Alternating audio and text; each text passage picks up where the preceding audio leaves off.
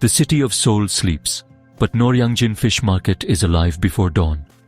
The air is cold, but inside, the energy is electric. Vendors shout prices, greet regulars, and negotiate with early shoppers. This isn't a polished supermarket. It's the beating heart of Seoul's food culture. Water splashes, floors are slick, and the smell of the sea fills the air. Under bright lights, mackerel gleam, octopus wriggle, and tanks brim with live crabs. Here, commerce is raw and real. The people are the soul. Seasoned vendors, sharp-eyed restaurant owners, and determined women, mothers and grandmothers, on a mission for their families. Their expressions tell stories of care and responsibility. This ritual is tradition, passed down for generations. Auctioneers call out bids in a rapid-fire rhythm, a language of the market. The prices set here ripple across the city, shaping dinner tables everywhere. This is where Seoul's real economy wakes up. The market is a living barometer of the city's health. Every morning, the chorus of voices signals the start of another day. Here, the city's pulse is loudest. The market's authenticity is unmatched. This is where the story begins. Why look to a fish market to understand the economy? Because prices here are set in real time. Supply, demand, fuel costs and weather all shape the price of fish overnight. When fuel rises, so does mackerel, immediately. For Korean families, seafood is a staple, not a luxury. The price of fish hits the weekly budget hard. Women managing household finances feel every increase. Their expertise is practical. They know freshness, fair prices, and when things get expensive.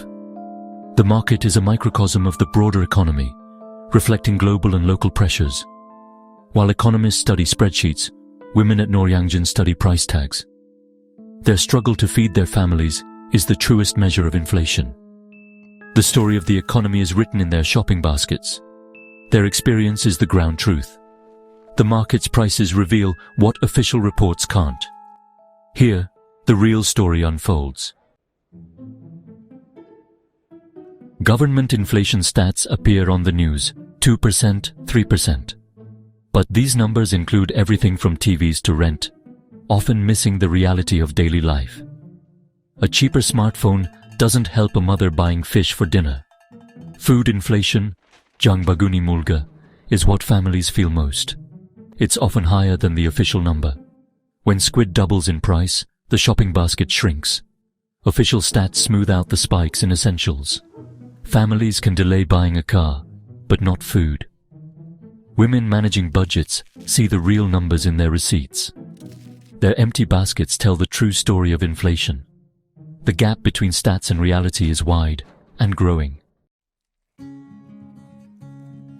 Take mackerel, godungjo, a beloved staple. Not long ago, 2 mackerels cost 8,000 won.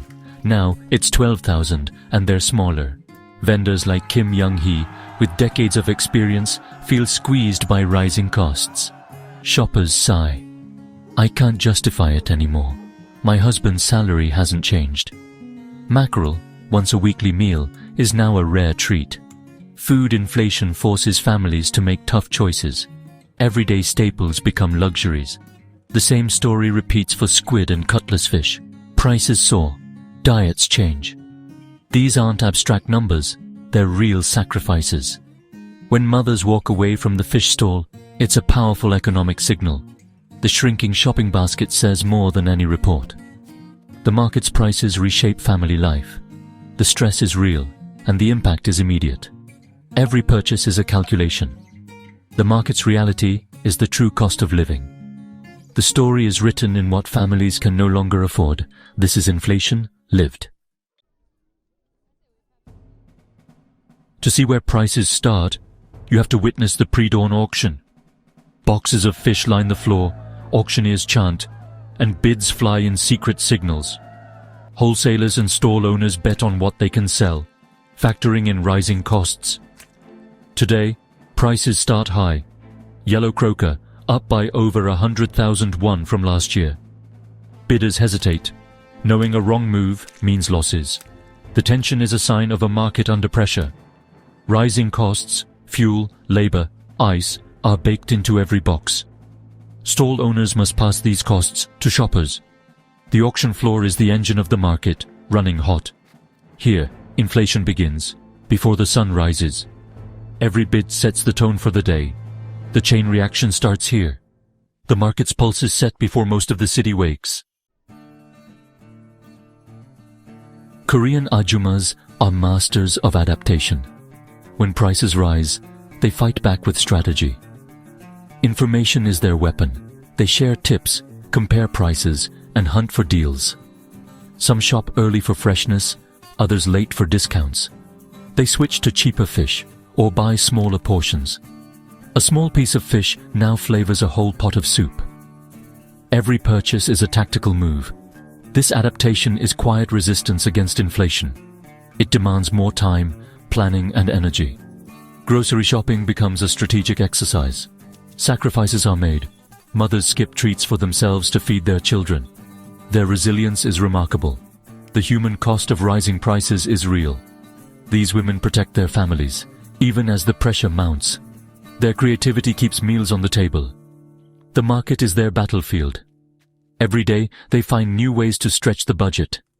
Their fight is unseen, but vital. This is survival, not just shopping. Inflation is a silent tax, falling hardest on women managing the household budget. When food costs rise but income doesn't, they must bridge the gap. The burden is invisible but heavy. It's not just financial, it's emotional. Mothers feel guilt and worry when they can't provide as before. The constant calculation, "Can I afford this?" is exhausting. This emotional labor is rarely seen or valued. The stress accumulates week after week. The whole family feels it. Official numbers can't measure this toll. The real cost is in the worry and sacrifice. The market's prices are more than numbers. They're a source of daily hardship. The silent tax is real, and it's paid in stress. Amid rising prices, a sisterhood forms in Noryangjin's aisles. Women share glances, tips, and recipes, building a grassroots network. Solidarity offers comfort and practical help. Vendors, often women too, support regulars with small kindnesses. These relationships are built on trust and mutual respect. The community eases the emotional burden. Knowing you're not alone makes a difference. The market becomes a place of connection, not just commerce. Here, the silent tax is acknowledged and shared.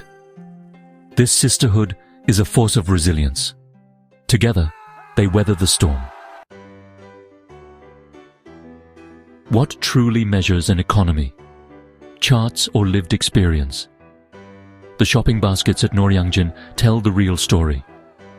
When a mother can't afford mackerel, that's a true economic indicator.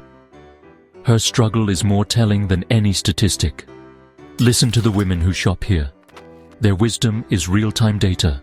Share your own stories. Together, we see the full picture. The women of Noryangjin are economic experts. Their shopping baskets reveal the truth. It's time we listened.